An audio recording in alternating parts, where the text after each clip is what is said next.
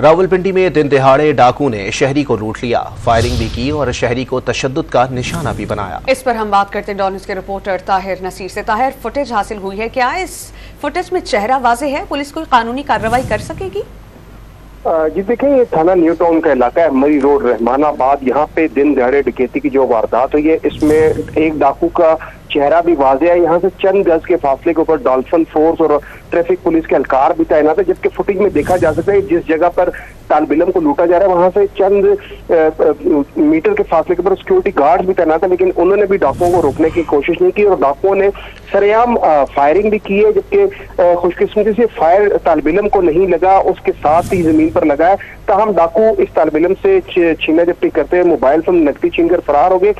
Police का एक दावा है कि डाकुओं की शिनाख्त कर ली जाएगी, सीसीटीवी कैमरों की रिकॉर्डिंग भी हासिल की जा रही है। ताहम ये साले 9 का आज दूसरा दिन है और रावलपिंडी में रोजाना की बुनियाद पर 3 से 4 वारदातें हो रही है और पुलिस किसी भी डाकू को सुराग नहीं लगा सकी। जी बहुत शुक्रिया ताहिर, आपने अपडेट किया।